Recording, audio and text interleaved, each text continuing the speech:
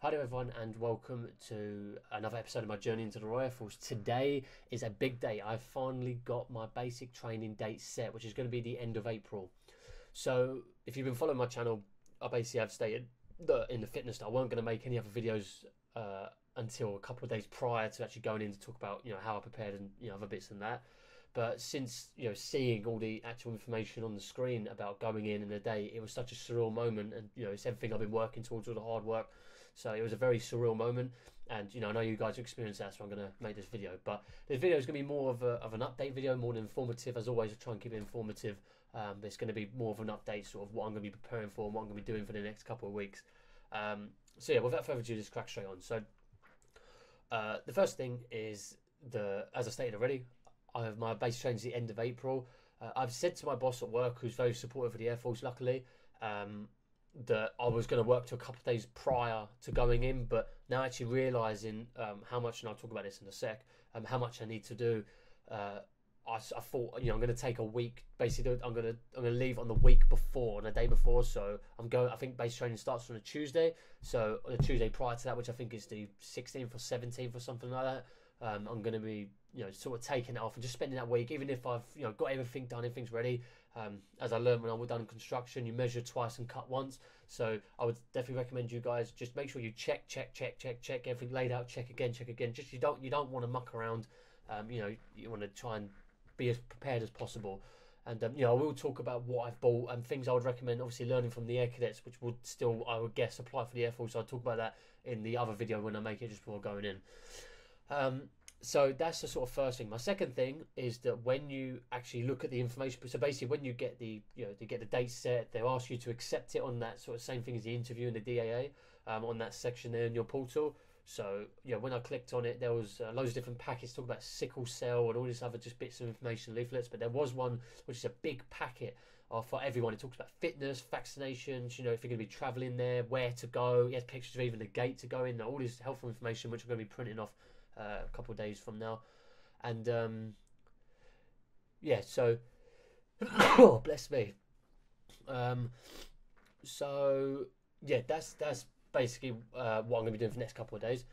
And then on the vaccination thing, they do say to basically get your childhood vaccination report or documents, whatever. So I'm just going to ask my doctors for the entire vaccinations of what I've always had. That makes life easier.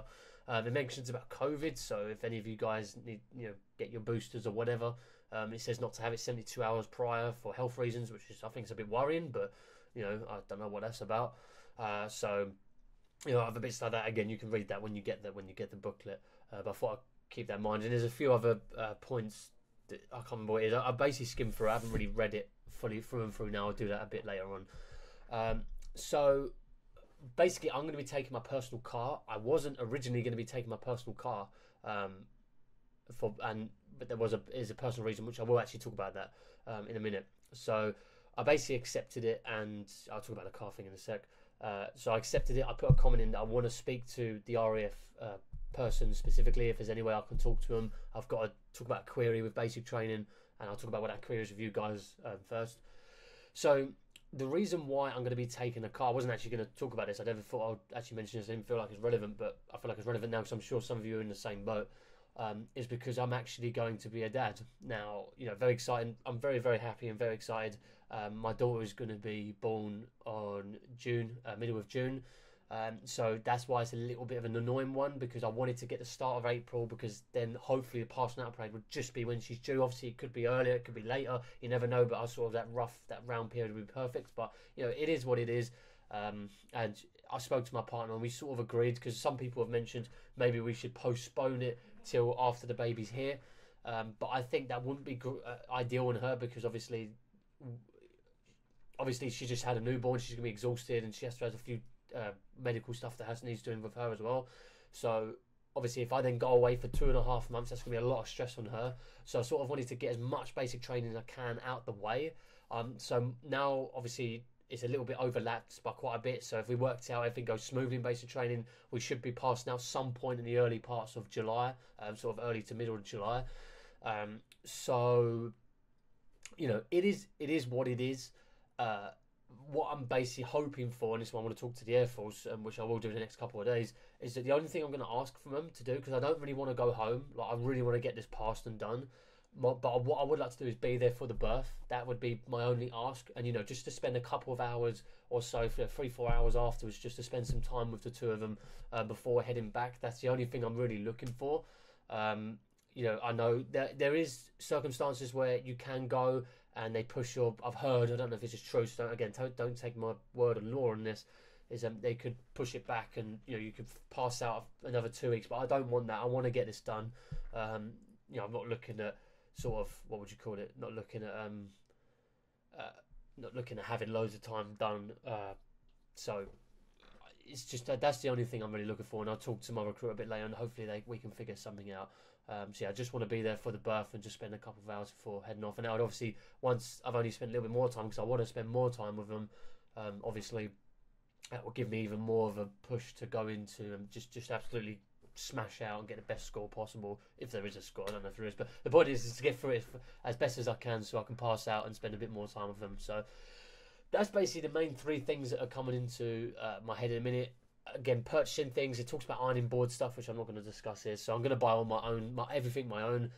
I will be talking about polishing, okay? Because polishing your shoes is important. A lot of people have never actually polished their shoes, fortunately, in Air Cadets. If you've been in cadets, whether it's Army, Navy, or the Air Cadets, so you know they are very, very strict on polishing. So they taught us how to do it, and I will discuss that just to give you guys some little bit of a. I don't want to give you an edge per se, but it's more of just, you know, things just to keep in mind so you're not too overwhelmed. Because obviously, if you're 16, you know, even at my age, 25 or 40 or whatever, you know, this is I don't think you could ever really prepare for this. So you might be a bit nervous. So maybe if I just give you a little bit of what I did in my cadets, again, the Air Force might do things differently, but just to give you a sort of an idea, it might calm you down and just feel like you're a bit more ready in regards to things. So I'll do that in the second one.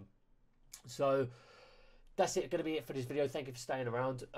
If there is any big information that I feel like is relevant, I'll make another video, but I'm pretty sure this will be the last one until my last couple of days are going in. So if you have got your basic training date set, please let me know when you guys are getting in. If you guys are going to be on the same course as me, I look forward to seeing you guys and you know, sort of working together for these 10 weeks. It'll be really exciting. And you know, if you're not, if you guys are going in earlier or later, I wish you the best of luck. I hope you pass with flying colours.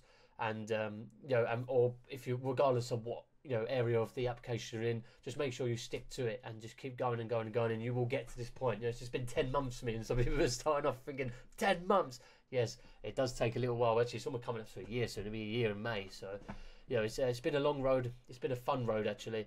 You know, anything fun and good never comes easy. Remember that. So, just like this pregnancy, it has been a tough ride, but.